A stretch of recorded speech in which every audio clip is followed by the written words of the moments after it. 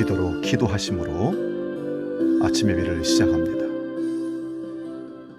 하늘에 계신 우리 아버지, 아버지의 이름을 거룩하게 하시며 아버지의 나라가 오게 하시며 아버지의 뜻이 하늘에서와 같이 땅에서도 이루어지게 하소서.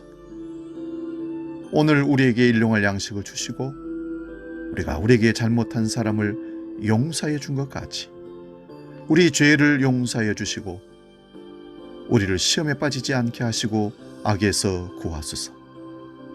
나라와 권능과 영광이 영원히 아버지의 것입니다. 아멘.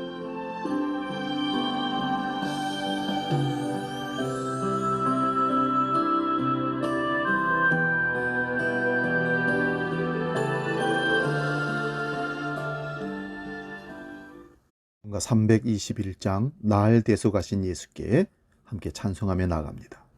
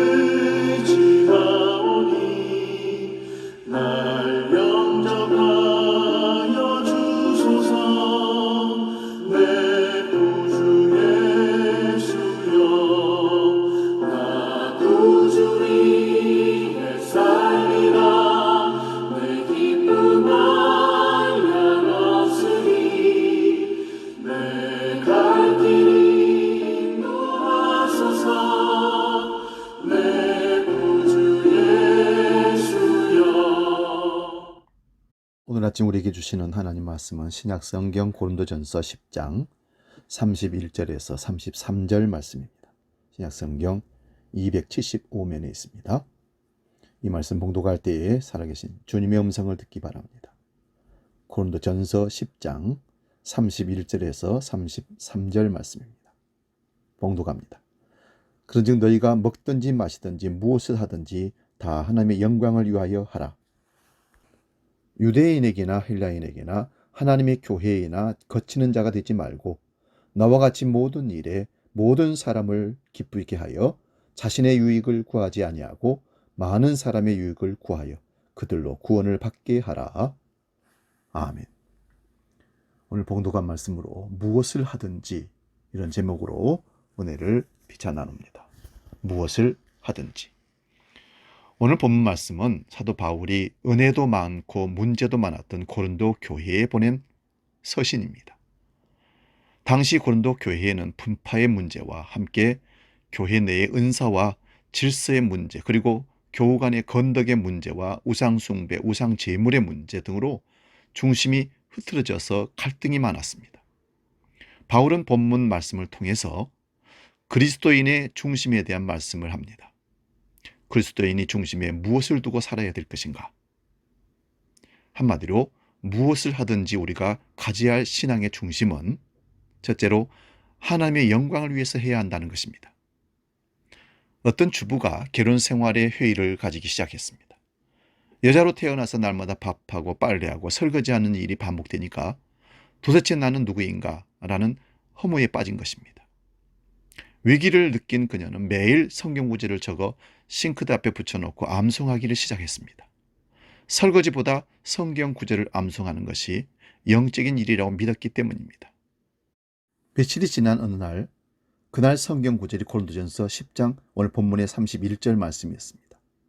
설거지를 하면서 그 말씀을 읽는 순간 그녀는 깨닫게 되었습니다. 비록 설거지라 할지라도 내가 이것을 하나님의 영광을 위해서 한다면 결코 회의를 무력감을 느낄 필요가 없다는 것입니다. 밥을 하고 빨래를 하고 아이들을 키우는 일도 마찬가지입니다. 그녀에게 하나님을 향한 목적이 생겼으며 그렇게 마음을 먹고 나니까 매일 반복되던 일들이 소중하고 의미 있게 다가오더라는 것입니다. 우리는 영적이라는 것에 편견을 가지고 있습니다.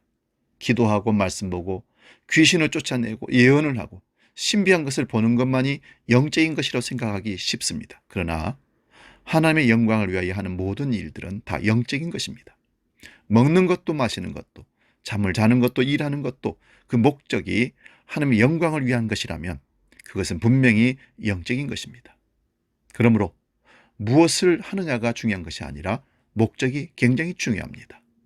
31절 다시 봅니다. 너희가 먹든지 마시든지 무엇을 하든지 다 하나님의 영광을 위하여 하라. 바울 사도는 인생의 목적을 바로 알았습니다. 그리스도인이란 목적이 새로워진 사람을 그리스도인이라고 말합니다. 목적에 따라 생의 의미와 가치관이 변하기 때문에 목적의 변화는 근본적인 변화요, 전적인 변화입니다. 그리스도인의 목적은 하나님의 영광을 드러내고 알아 살아야 됩니다.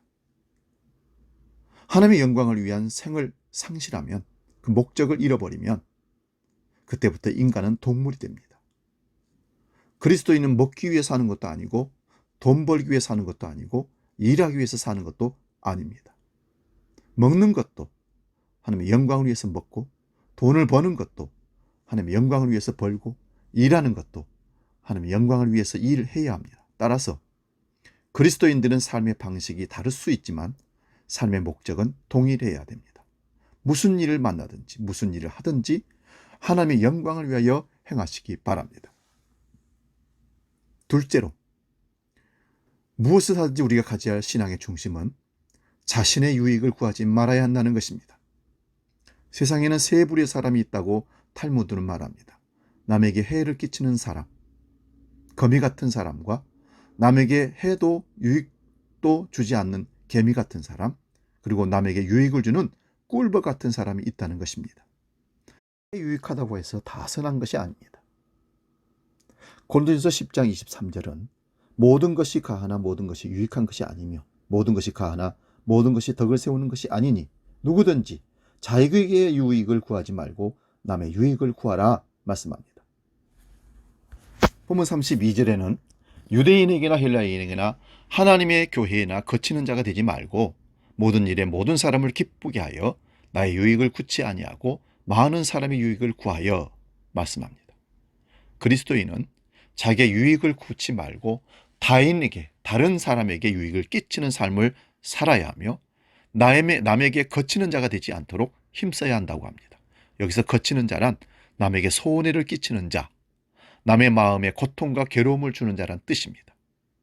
교회 안에서 예수 믿는다고 하면서 쓴뿌리가 되어 정신적으로, 육체적으로, 경제적으로, 인격적으로 남에게 해를 끼치는 자가 되어서는 결코 안 됩니다. 남을 오히려 기쁘게 해주는 존재가 그리스도인의 삶입니다. 본문 33절에 보십시오. 나와 같이 모든 일에 모든 사람을 기쁘게 하여 라는 말씀처럼 내 자신의 유익만을 추구하는 자가 아니라 내 삶을 통해 다른 사람을 유익하게 하는 자가 되어야 합니다. 언제나 자신의 유익을 위하여 행동하지 말고 다른 이의 마음을 기쁘게 하며 유익을 주는 방향으로 신앙 중심이 잡혀야 합니다. 나를 위해 사는 것은 죄지만 다른 사람을 위해 사는 것은 선이요, 하나님을 위해 사는 것은 영광이기 때문입니다. 몸된 교회 안에서 항상 다른 사람의 유익을 위하여 살아가도록 힘쓰는 자가 되시기 바랍니다. 세 번째는 영혼 구원을 목표로 살아야 한다는 것입니다. 본문 33절에 많은 사람에게 유익을 구하여 저희로 구원을 얻게 하라 말씀합니다. 그리스도인이 하나님의 영광을 위한 삶, 다른 사람을 유익하게 하는 삶의 결과는 반드시 영혼을 구하는 것으로 연결되어져야 합니다. 따라서 우리는 무엇을 하든지 많은 사람에게 전도하여 영생을 얻게 하고 구원받는 사람이 되도록 도와줘야 됩니다. 하나님의 가장 큰 뜻은 예수 믿고 구원 얻는 것이기 때문에 그렇습니다. 요한복음 6장 39절 이하에 보면 나를 보내신 이의 뜻은 내게 주는 자 중에 내가 하나도 잃어버리지 아니하고 마지막 날에 다시 살리는 것이니라. 내 아버지의 뜻은 아들을 보고 믿는 자마다 영생을 얻는 이것이니 마지막 날에 내가 이를 다시 살리리라. 그러므로 우리는 어떻게 해서든지 한 사람에게라도 복음을 전해서 그들의 영혼을 건져야 합니다. 영혼 구원을 위해서 시간을 바치고 물질을 바치고 재능을 바치는 것은 참으로 가치 있는 일입니다. 하나님이 원하실 때 복음을 위해 생명까지 바친다면 최고의 영광일 것입니다. 이 세상에 어떤 것도 비교할 수 없는 큰 영광입니다. 예수님도 무슨 일을 하든지 궁극적인 목표를 영혼 구원에 두셨습니다. 이제 우리도 무엇을 하든지 복음을 전하여 영혼을 구하는 일에 중심을 두어야 할 줄로 믿습니다. 부디 남은 바 삶을 통해서 무엇을 하든지 하나님 영광을 위하여 행하시기 바랍니다. 무엇을 하든지 다른 사람의 유익을 위한 삶을 사시기 바랍니다. 무엇을 하든지 영혼을 구원하는 일로 신앙의 중심이 바로 서지는 복된 성도들이 되시기를 주의 이름으로 축원드립니다. 기도하겠습니다. 살아계신 아버지, 우리가 하나님 앞에 바로 서지기를 원합니다. 중심이 무엇을 하든지 하나님 영광을 위하여, 또한 자신의 유익을 구하지 아니하고 영혼 구원을 목표로 사는 참된 그리스도인으로 살도록 오늘도 성령으로 이끌어 주옵소서. 이제는 영혼 구원을 위해 이 땅에 오셔서 십자가 지시고 우리를 위해서 대속하신 주 예수 그리스도의 은혜와 아버지의 크신 사랑과 성령님의 감동, 교제, 역사 충만케 하시니 모든 아침 예배 믿음의 식구들 머리 위에 함께 하시기를 간절히 축원하옵나이다. 아멘.